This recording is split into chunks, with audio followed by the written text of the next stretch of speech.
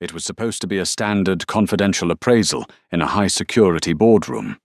But when a ringing phone broke the silence, she answered in rapid, archaic Italian. The immortal billionaire across the table froze, his eyes darkening. Hours later, the steel doors locked, and he whispered, "Don't let her leave." The private viewing rooms at Sotheby's on New Bond Street were designed to be intimidating. Lined with acoustic paneling and bathed in temperature-controlled lighting, they were silent vaults where millions of pounds changed hands without a whisper, reaching the London streets outside. Camilla Fournier, a senior antiquities appraiser, sat at the head of a massive mahogany table. In front of her rested a climate-controlled vitrine containing a late 15th century journal, its cover bound in oxidized silver and cracked leather.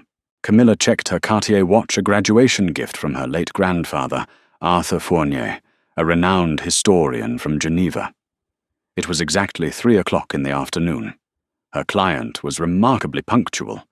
The heavy door unlatched with a soft click, and Cassian Croft stepped into the room. He was a man who seemed to swallow the light around him. Known in the financial districts of London and Manhattan as a reclusive venture capitalist with a suspiciously flawless portfolio, Cassian was a ghost to the media. No social media presence, no candid paparazzi shots, only a few meticulously curated portraits in Forbes. In person, he was devastatingly composed. He wore a bespoke charcoal suit that draped perfectly over a broad, imposing frame. His hair was the color of raven feathers pushed back from a pale, angular face, but it was his eyes that caught Camilla off guard. They were a piercing, crystalline blue, so sharp and cold they felt almost predatory. "Miss Fournier," Cassian said. His voice was a low, resonant baritone that seemed to vibrate against the glass of the vitrine. He did not offer his hand.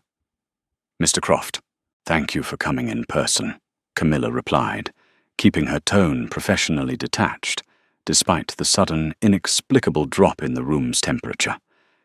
She gestured to the chair opposite hers. "The artifact you requested has been fully authenticated. The provenance traces back to the private collection of the Doge of Venice circa 1490. Cassian moved with a strange liquid grace, taking his seat without taking his eyes off her. "I am less interested in the Doge, Miss Fournier, and more interested in the author of the text. You mentioned in your preliminary report that the cipher had been broken." "Partially," Camilla corrected, opening her own meticulously organized file. "The author used a highly localized, bastardized dialect of Venetian Italian. It's a dead linguistic branch, completely extinct by the early 1500s. It took our linguistics department months just to translate the first 10 pages. The author appears to be detailing a medical condition, an aversion to the sun, an insatiable anemia, and a rather gruesome account of nocturnal hunts." Cassian leaned forward, his gaze dropping to the silver-bound book. For a fraction of a second, Camilla thought she saw a flash of raw, unfiltered grief cross his stoic features, but it vanished as quickly as it appeared. "Fascinating. And what is your professional opinion on this medical condition?" Before Camilla could formulate a diplomatic response about historical superstitions and the origins of folklore, a jarring sound shattered the heavy silence. It was Camilla's private cell phone, buried deep in her leather briefcase.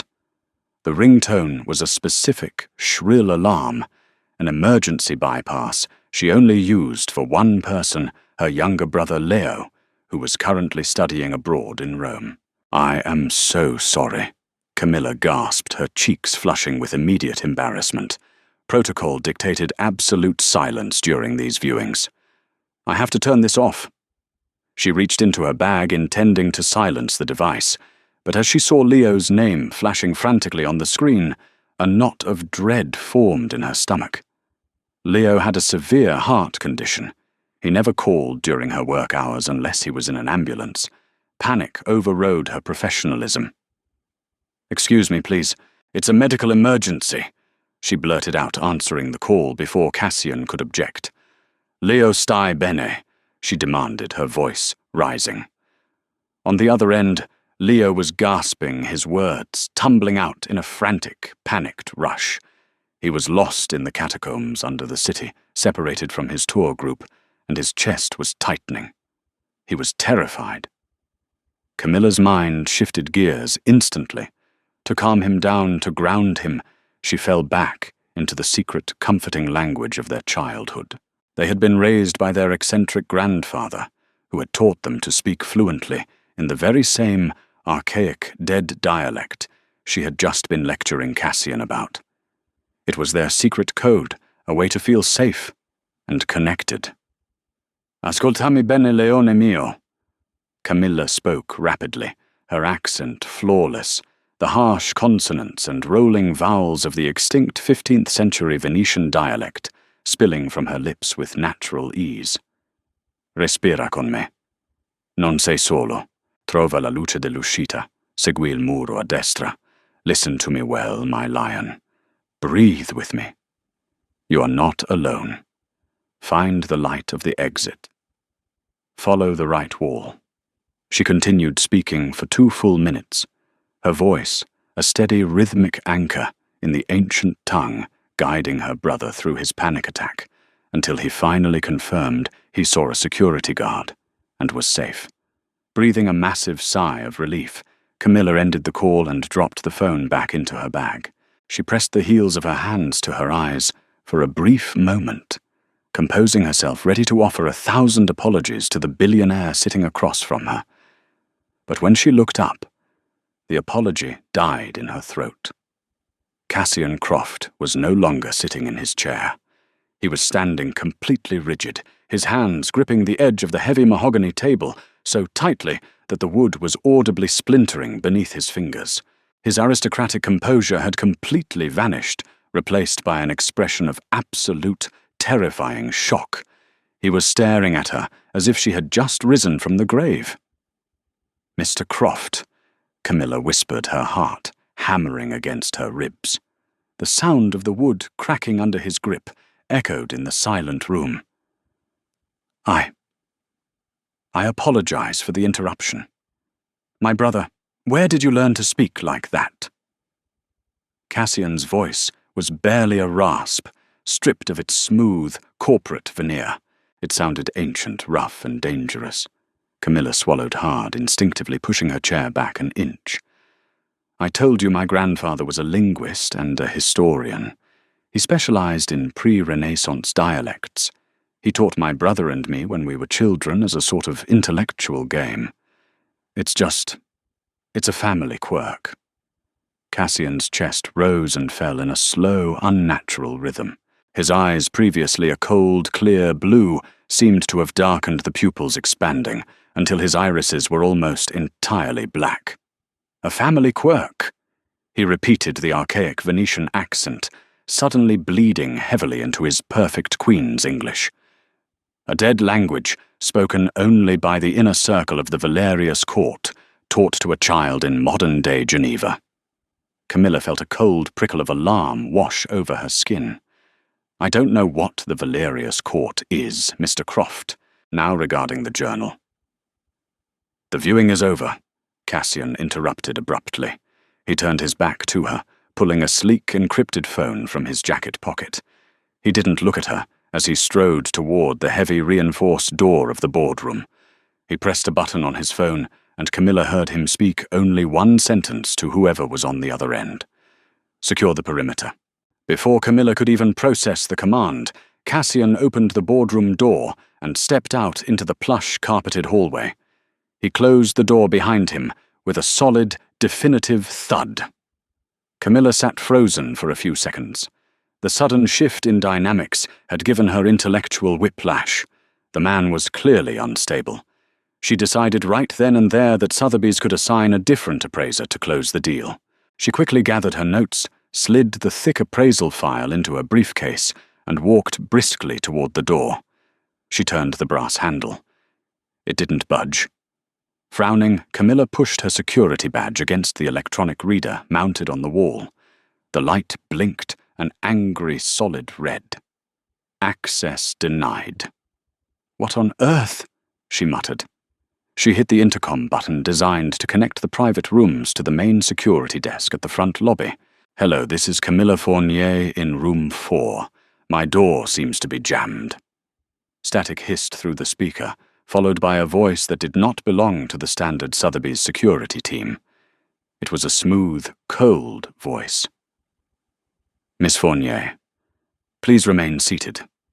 Mr. Croft will return momentarily." Panic, cold and sharp, finally pierced through her professional calm. "Who is this? Connect me to the head of security, Arthur Pendleton, immediately. You cannot lock a Sotheby's employee inside a viewing room." "Arthur Pendleton is currently indisposed," the voice replied calmly. "I am Dominic, head of Mr. Croft's personal security detail. The building is now under our jurisdiction. Do not attempt to force the door." The intercom clicked off. Camilla stumbled back, her breath catching in her throat. She ran to the single window in the room, which looked down onto the alley behind New Bond Street. Through the reinforced glass, she saw 3 massive blacked-out SUVs blocking the exits. Men in dark suits were standing at the alley's perimeter, physically turning away delivery trucks and pedestrians. They had locked down the entire auction house. Her phone. She scrambled for her briefcase, pulling her cell phone out to call the police. But as she looked at the screen, she realized there was no signal, no service. The room, or perhaps the entire building, had been electronically jammed. The electronic lock on the boardroom door suddenly beeped, turning green. Camilla spun around, backing up against the window, clutching her briefcase like a shield. Cassian Croft stepped back into the room. He was no longer looking at her with shock, but with a terrifying, calculated intensity. Behind him, looming in the hallway, stood a mountain of a man, Dominic presumably blocking any chance of escape. "What are you doing?" Camilla demanded, her voice shaking despite her best efforts to sound authoritative. "This is kidnapping. This is illegal. I will have you arrested." Cassian walked slowly toward her, stopping only when he was a few feet away. Up close, the illusion of his humanity seemed to fracture.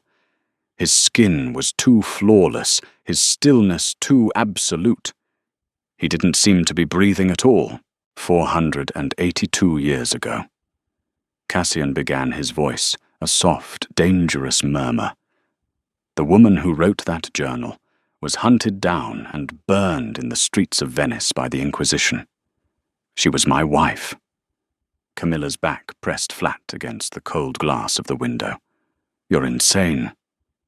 "I watched her burn," Cassian continued, seemingly unbothered by her terror. "I watched her lineage, the mortal family she had fiercely protected, scatter into the wind. I have spent centuries hunting for a trace of them, and today an appraiser in London answers her phone and speaks the exact intimate dialect my wife invented to keep her human siblings safe." Cassian reached out his long, cold fingers, gently but immovably, wrapping around Camilla's wrist. The sheer strength in his grip was inhuman. "You are not going back to your flat tonight, Miss Fournier." Cassian stated, his dark eyes locking onto hers. He looked over his shoulder at the man in the doorway. "Dominic, prep the jet for Scotland, and tell the pilot to hurry before the sun sets. We are taking the girl." "Let me go!" Camilla screamed, struggling violently against his grip. Cassian didn't even flinch. He leaned in his voice, dropping to a hypnotic, chilling whisper that sent shivers down her spine. "I lost my family once to the fires of Venice. I will not lose the last drop of their bloodline now. You are coming with me, Camilla, and if you try to run, I will turn London upside down to find you." He tightened his grip, pulling her toward the open door, and into a world she had always believed was only a myth. The interior of the Gulf Stream, G650ER, was a masterclass in aggressive, understated luxury, smelling of rich leather and aged cedar. For Camilla Fournier, however, it felt like a perfectly pressurized tomb flying at 40,000 feet. She sat rigidly in a plush ivory seat, her knuckles white as she gripped the armrests. Outside the reinforced windows, the sun had fully dipped below the horizon, plunging the world into a deep, endless indigo. Cassian Croft sat directly across from her. He had removed his suit jacket, revealing a tailored black dress shirt that only emphasized the broad, predatory lines of his shoulders. He held a crystal tumbler of amber liquid, swirling it slowly. He hadn't taken a single sip since the flight began 2 hours ago.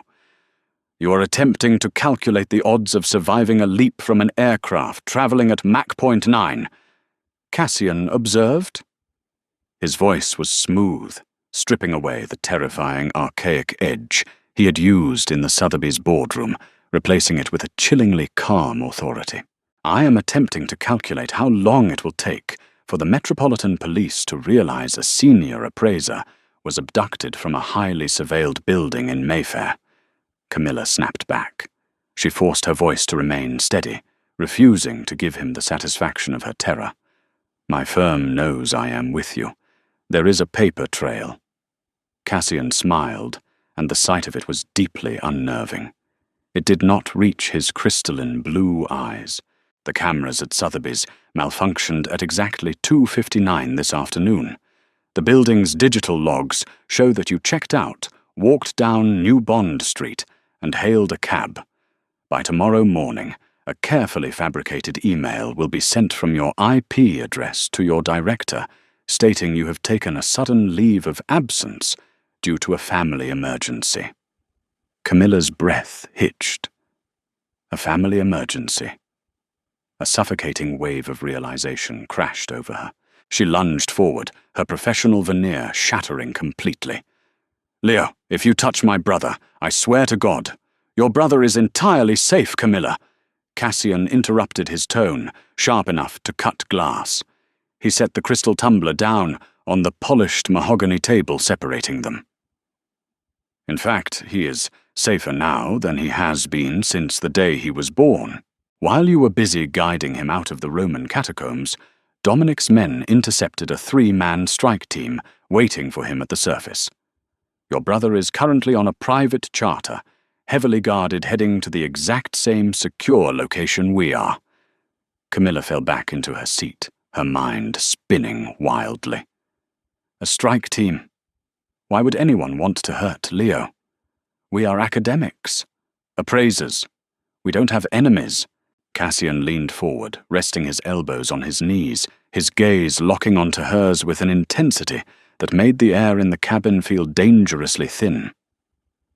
"You do not have enemies because you were completely ignorant of your own heritage. Your grandfather, Arthur Fournier, was not merely a linguist.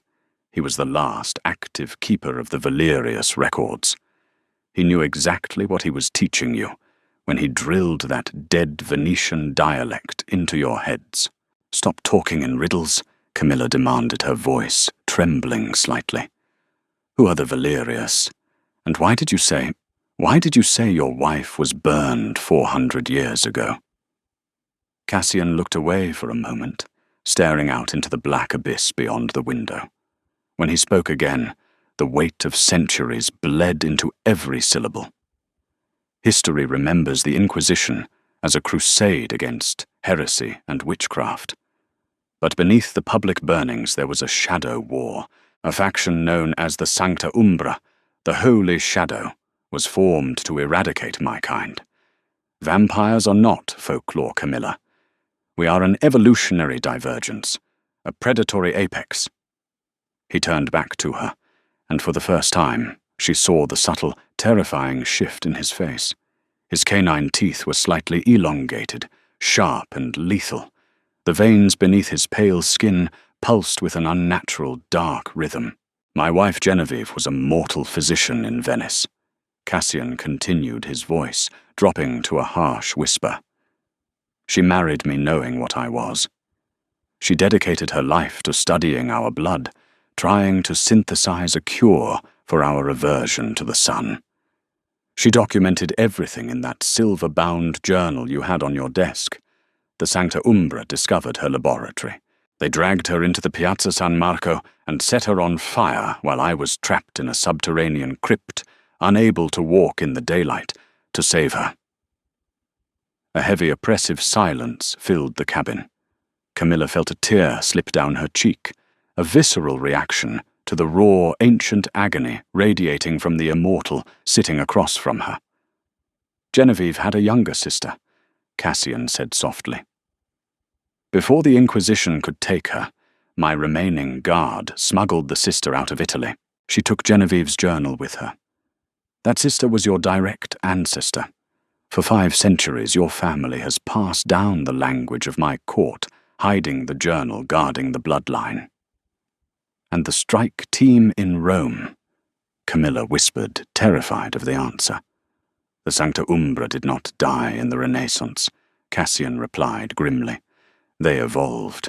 They are corporate mercenaries, now heavily funded and religiously fanatical. They have been hunting the missing Valerius journal for centuries because it contains the exact genetic mapping of my court. They want it to create a biological weapon against us. And they finally tracked the journal to Sotheby's. Cassian stood up slowly, towering over her in the confined space of the jet. He reached out his cool fingers, gently brushing a stray lock of hair away from her face. The touch sent a jolt of electricity straight to her heart. I failed to protect Genevieve, Cassian murmured, his eyes blazing with a fierce territorial darkness. I will burn the entire world to ash before I let them take the last of her bloodline. You belong to the Valerius court now, Camilla, and you are never returning to your old life. The private jet touched down on a rain-slicked runway hidden deep within the treacherous, jagged mountains of the Scottish Highlands. By the time they transferred to a heavily armored SUV and drove through the blinding storm, it was past midnight. Camilla stared out the window, mesmerized and terrified by the sprawling Gothic silhouette of Castle Blacklock that loomed out of the mist. It was a fortress of dark stone, perched on the edge of a violent, crashing sea. As they stepped into the grand foyer, Camilla was immediately struck by the sheer scale of Cassian's wealth and paranoia. The castle was ancient, yet retrofitted with state-of-the-art security technology. Tactical guards carrying assault rifles equipped with UV laser sights patrolled the upper balconies. The air smelled of ancient dust, wood smoke, and rain. "Dominic!" Cassian barked as he strode into the great hall, unbuttoning his cuffs. Status on the Roman extraction. Dominic, the massive security chief from the London boardroom, stepped out of the shadows. "The boy is secure, sir. His plane lands in Inverness in exactly 1 hour. A secondary perimeter team is waiting to escort him here." Camilla let out a shuddering breath she didn't realize she had been holding. "Leo is safe." She looked at Cassian, her feelings violently conflicting. He was a kidnapper, a monster from nightmares, but he was also the only thing standing between her brother and a fanatical cult of assassins. "Take her to the inner sanctum." Cassian ordered, his eyes locked on a bank of security monitors built into the stone wall. "The storm is providing too much cover. I don't like the silence." Before Dominic could move, the entire castle violently shuddered. A deafening explosion ripped through the eastern wing, sending a shockwave that shattered the massive stained-glass windows in the great hall. Shards of colored glass rained down like lethal confetti. The lights flickered and died, instantly replaced by the eerie blood-red glow of emergency backup generators. "Breach Sector 4. A voice crackled frantically over the tactical radios. They used thermite charges.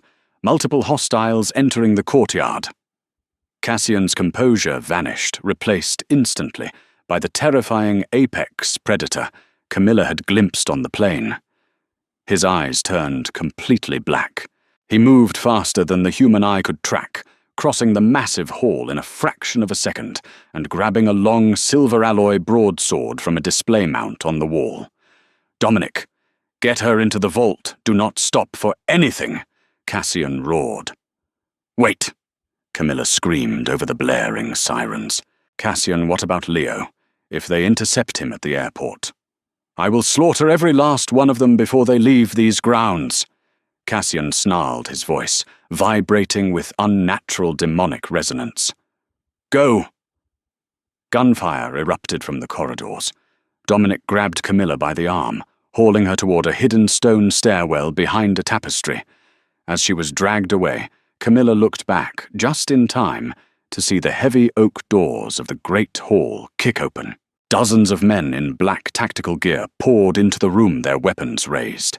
She saw Cassian dive directly into the center of the gunfire. He didn't flinch as bullets tore through his shirt. With terrifying, brutal elegance, he swung the broadsword, severing the first attacker's rifle and collarbone in a single strike. It was a massacre. Cassian was a blur of violence, tearing through the modern mercenaries with ancient, unstoppable fury. Dominic shoved Camilla down the spiral staircase. "Keep moving, Miss Fournier," he yelled, firing his sidearm back up the stairs as two mercenaries tried to pursue them. They reached the bottom of the stairs, arriving at a massive circular steel vault door set directly into the bedrock of the mountain. Dominic slammed his hand against a biometric scanner, but the panel sparked violently and flashed red. The explosion had severed the mainline power to the vault's security grid. "Damn it!" Dominic cursed frantically, typing on the keypad. "The system is locked down. It requires the manual override phrase to hard reset." "Then say it," Camilla cried, pressing herself against the cold stone wall as footsteps pounded down the stairs above them. "I don't know it," Dominic shouted back, pulling a second gun from his holster and aiming it at the stairwell. "It's an archaic cipher. Only the king knows it, and he programmed it specifically to ensure the Sancta Umbra could never guess it." Camilla stared at the digital keypad. Above the blinking red lights, a small LCD screen displayed a prompt written in Italian. But it wasn't modern Italian. It was the bastardized extinct Venetian dialect from Genevieve's journal. "La chiave è nel sangue che proteggi." The key is in the blood you protect. "Move!" Camilla yelled, shoving Dominic aside. She stepped up to the massive vault door.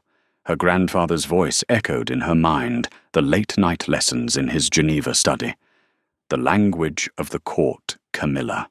Remember the vowels. The footsteps were directly above them now.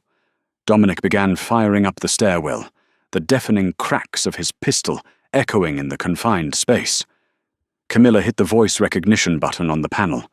She took a deep breath, perfectly mirroring the harsh, rolling cadence of the 15th century Venetian dialect.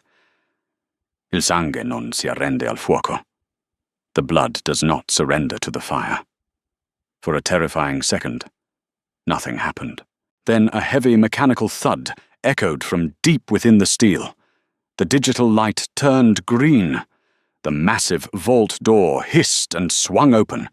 Dominic dragged her inside just as a hail of bullets shattered the stone where they had been standing. He hit the emergency manual lock, and the heavy door sealed shut, plunging them into absolute impenetrable silence. Hours passed in the darkness of the reinforced bunker. Camilla sat on the floor, her knees pulled to her chest, trembling violently. She had unlocked the door. She had spoken the words. She was undeniably a part of this terrifying, hidden world. Finally, the heavy mechanical locks clicked open. Light flooded the bunker. Cassian stood in the doorway. He was drenched in blood, none of it his own. His black shirt was torn to shreds, revealing pale, flawless skin, rapidly healing over several gunshot wounds. He looked exhausted feral and breathtakingly lethal. He stepped into the vault, walking straight past Dominic, his dark eyes entirely fixated on Camilla. He dropped to his knees in front of her, uncaring of the blood staining the floor. He reached out his hands, remarkably gentle as he cupped her face, his thumbs brushing away the tears tracking down her cheeks. "They are dead," Cassian whispered, his voice thick with a raw, desperate emotion. "The grounds are secure. Your brother's plane has landed safely. He is here." Camilla let out a broken sob, leaning instinctively into his cold, firm touch. The monster who had kidnapped her was the only reason her family was still alive. Cassian leaned in his lips, hovering mere inches from hers. The scent of rain blood and ancient power enveloped her. "You unlocked the vault," he murmured, his gaze dropping to her lips. "You truly are her legacy. You are the queen this court has waited centuries for." He pulled her tightly against his chest, burying his face in her hair.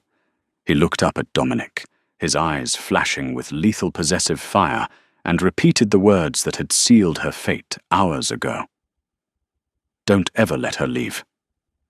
If this chilling tale of immortal obsession, ancient secrets and hidden bloodlines kept you on the edge of your seat, you won't want to miss what happens next." Hit that like button if you loved the dramatic twists. Share this story with your fellow romance and fantasy addicts, and subscribe to our channel for more dark, thrilling stories that bring your wildest nightmares to life. Drop a comment below.